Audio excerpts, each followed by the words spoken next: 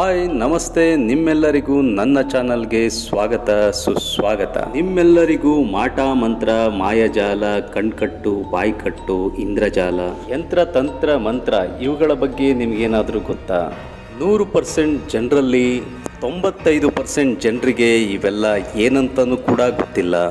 ಕಾಲ ಕೆಟ್ಟಿಲ್ಲ, ಜನ ಕೆಟ್ಟೋಗಿದ್ದಾರೆ. ಹಾಗಾಗಿ ಪ್ರತಿಯೊಬ್ಬರು ಇದನ್ನೆಲ್ಲ ತಿಳ್ಕೋಬೇಕು. ಆಗ ನಿಮ್ಮ ಜೀವನ ತುಂಬ ಸಂತೋಷವಾಗಿರುತ್ತೆ. ನಾನು ಎಷ್ಟು ವಿದ್ಯೆ ಕಲ್ತಿದ್ದೀನಿ ಅಷ್ಟು ನಾನು ನಿಮಗೆ ತಿಳಿಸ್ಕೊಡ್ತೀನಿ. ಖಂಡಿತ ಇದನ್ನು ಉಪಯೋಗಿಸ್ಕೊಡಿ. ಈ ಎಲ್ಲ ವಿಷಯಗಳನ್ನ ಬಾಯಿ ಮಾತಲ್ಲಿ ಹೇಳಿದ್ರೆ ಖಂಡಿತ ಯಾರಿಗೂ ಅರ್ಥ ಆಗೋದಿಲ್ಲ. ಅಷ್ಟು ಕಷ್ಟ ಇದನ್ನೆಲ್ಲ ಅರ್ಥ ಮಾಡ್ಕೊಳೋದು.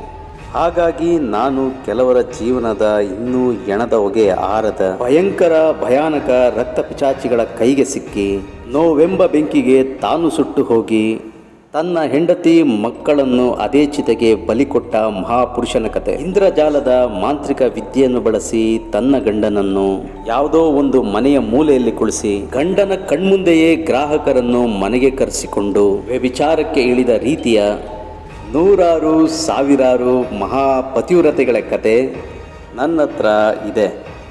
ತೋಟದ ಕೆಲಸಕ್ಕೆ ಬಂದ ಹೆಂಗಸರಿಗೆ ಮಾಟ ಮಂತ್ರಕ್ಕೆ ಸೇರಿದ ಇಂದ್ರಜಾಲದ ಮದ್ದಿಡಿ ಪುಡಿಯನ್ನು ಬಳಸಿ ಊಟಕ್ಕೆ ಬೆರೆಸಿ ಅದೆಷ್ಟೋ ಸಂಸಾರಗಳನ್ನು ಹಾಳು ಮಾಡಿದ ಗೌಡನ ಕತೆ. ಇಂತಹ ಕತೆಗಳು ಒಂದ ಎರಡ ನೂರಾರು ಸಾವಿರಾರು ಲಕ್ಷಾಂತರ ಕತೆಗಳಿವೆ. ಈ ಮಾಟ ಮಂತ್ರ, ಇಂದ್ರಜಾಲ, ಕಣ್ಕಟ್ಟು, ಬಾಯ್ಕಟ್ಟು, ತಂತ್ರ ಮಂತ್ರ ಯಂತ್ರ ಈ ಮಾಯಾಜಾಲದಿಂದ ಹೊರಗೆ ಬರಲು ಅಥರ್ಣ ವೇದದ ಗ್ರಂಥದಲ್ಲಿ ಉಲ್ಲೇಖಿಸಿರುವ ಕೆಲವೊಂದು ವನಸ್ಪತಿ ಗಿಡಮೂಲಿಕೆಗಳು, ಮರಗಳು, ಎಲೆಗಳು, ಕಾಂಡಗಳು, ಬೇರುಗಳು ಮತ್ತು ಕೆಲವೊಂದು ಎಲೆಗಳ ಪುಡಿಗಳಿಂದ ಖಂಡಿತ ಈ ಎಲ್ಲ ಸಮಸ್ಯೆಗಳಿಂದ ನಾವು ಹೊರಗಡೆ ಬರ್ಬೋದು. ಕೆಲವೊಂದು ಖಂಡಿತ ಇದೆ, ನಾನು ಒಂದೊಂದಾಗಿ ನಿಮ್ಮೆಲ್ಲರಿಗೂ ತಿಳಿಸ್ಕೊಡ್ತೀನಿ. ಅಂಥ ವನಸ್ಪತಿ ಬೇರುಗಳಲ್ಲಿ ತುಂಬ ಶಕ್ತಿ ಇರುತ್ತೆ. ಅಂಥವನ್ನೆಲ್ಲ ನಮ್ಮನೆಯಲ್ಲಿ ನಾವು ತಂದಿಟ್ಕೊಂಡ್ರೇ ಸಾಕು. ನಮ್ಮ ಮೇಲೆ ಮಾಟ ಮಂತ್ರ ತಂತ್ರ ಪ್ರಯೋಗವನ್ನು ಮಾಡಿಸಿದವನು ಸರ್ವವನ್ನು ಕಳೆದುಕೊಂಡು ಅದೇ ಚೌಡಿ ಪಿಚಾಚಿಯ ಕೈಯಲ್ಲಿ ಬರ್ಬರವಾಗಿ ಸಾಯ್ತಾನೆ. ಅಂತಹ ಅಥರ್ಣವ ವೇದದ ಗ್ರಂಥದಲ್ಲಿ ಉಲ್ಲೇಖಿಸಿರುವ ಕೆಲವೊಂದು ಬೇರುಗಳು, ಹೂಗಳು, ಎಲೆಗಳು, ಗಿಡಗಳು, ಮರಗಳು, ಕಾಂಡಗಳು, ಬಳ್ಳಿಗಳು ಇಂತಹದೆಲ್ಲ ನನ್ನ ಹತ್ರ ಸಾಕಷ್ಟಿದೆ. ಅದರಿಂದ ತುಂಬಾ ಜನರಿಗೆ ನಾವು ಚಿಕಿತ್ಸೆ ಕೊಡಬಹುದು. ಇಂತಹ ಮಾಟ ಮಂತ್ರ ಪೀಡಿತರ ಮನೆಗಳಲ್ಲಿ ತುಂಬಾ ಕಷ್ಟವಿರುತ್ತೆ, ತುಂಬಾ ದರಿದ್ರವಿರುತ್ತೆ. ಈ ಗಿಡಮೂಲಿಕೆಗಳಿಂದ ಸರ್ವದೋಷವನ್ನು ನಿವಾರಿಸಬಹುದು. ಕೆಲವು ಕಾಡುಗಳಲ್ಲಿ ಸಿಗುವ ವನಸ್ಪತಿ ಗಿಡದ ಎಲೆಗಳಿಂದ ಇಂದ್ರಜಾಲದ ಮದ್ದಿಡಿಗೆ ಪೀಡಿತನಾದ ರೋಗಿಯ ದೇಹದಲ್ಲಿರುವ ವಿಷವನ್ನು ಹೊರಗೆ ತೆಗೆಯಬಹುದು.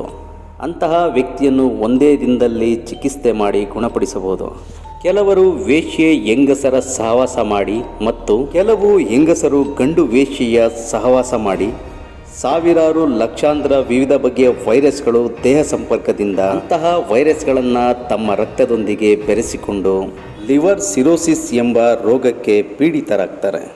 ಅಂತಹ ಭಯಂಕರವಾದ ಕಾಯಿಲೆಗೂ ಕೂಡ ಅಥರ್ಣ ವೇದದಲ್ಲಿ ಉಲ್ಲೇಖಿಸಿರುವ ಕಾಡುಗಳಲ್ಲಿ ಸಿಗುವ ಕೆಲವೊಂದು ವನಸ್ಪತಿ ಗಿಡಮೂಲಿಕೆ ಎಲೆಗಳಿಂದ ಆ ಕಾಯಿಲೆಗೆ ಚಿಕಿತ್ಸೆ ಕೊಡಬಹುದು. ಅದು ಒಂದೇ ದಿನದಲ್ಲೇ ಸರಿಪಡಿಸಬಹುದು. ಇನ್ನು ತಿಳಿಯೋಣ ಯಂತ್ರಗಳ ಬಗ್ಗೆ. ಯಂತ್ರಗಳಲ್ಲಿ ಸರ್ವರೋಗವನ್ನು ಗುಣಪಡಿಸಬಹುದಾದ ತುಂಬಾ ಶಕ್ತಿಶಾಲಿ ಯಂತ್ರಗಳಿವೆ. ಎಲ್ಲ ತರಹದ ಸರ್ವ ಕಾಯಿಲೆಗಳನ್ನು ಗುಣಪಡಿಸಬಹುದು. ಯಂತ್ರಗಳ ಸಹಾಯದಿಂದ ಜಗತ್ತಿನಲ್ಲಿರುವ ಎಲ್ಲ ಸಮಸ್ಯೆಗಳಿಗೂ ಎಲ್ಲ ಕಷ್ಟಗಳಿಗೂ ಒಂದೊಂದು ಯಂತ್ರಗಳು ಆ ಕಾಲದಲ್ಲೇ ಋಷಿಮುನಿಗಳು ಬರೆದಿಟ್ಟಿದ್ದಾರೆ. ಅಂತಹ ಯಂತ್ರಗಳನ್ನೆಲ್ಲ ಬಳಸಿಕೊಂಡು ಅದೆಂತಹದೇ ಕಷ್ಟ ಇರಲಿ ಅದನ್ನು ಬಳಸಿಕೊಂಡು ಈಸಿಯಾಗಿ ಹೊರಗಡೆ ಬರ್ಬೋದು. ಇವೆಲ್ಲವನ್ನು ನಾನು ನನಗೆ ಸಮಯ ಸಿಕ್ಕಾಗ ನಿಮ್ಮೆಲ್ಲರಿಗೂ ನನ್ನ ವಿಡಿಯೋಗಳ ಮುಖಾಂತರ ನಾನು ನಿಮಗೆ ತಿಳಿಸಿಕೊಡ್ತೀನಿ. ಅಲ್ಲಿವರೆಗೂ ಬಾಯ್, ಸಿಗೋಣ ಇನ್ನೊಂದು ವಿಡಿಯೋ ಮುಖಾಂತರ. ರಾಮ ರಾಮ ವೀರಪುತ್ರ ರಾಮ ರಾಮ ಸರ್ವಶೂರ ರಾಮ ರಾಮ ದುಷ್ಟ ಧ್ವಂಸ ವೀರ ರಾಮ ರಾಮ ಧರ್ಮಯುದ್ಧ ರಾಮ ರಾಮ ಯೋಧಗಾನ ರಾಮ ರಾಮ ಈಶ್ವರ ಶರೀರ ವೀರ ಪ್ರತಿಫಲ ಯೋಧವನ ಬಲ ಸೈನ್ಯ ವೀರವ್ರತ ವತ್ಸಲಯ ಪ್ರದ ಧರ್ಮ ಪಾಲಕ ಲೋಕನಾಯಕ ಶ್ರೇಷ್ಠ ನಾಯಕ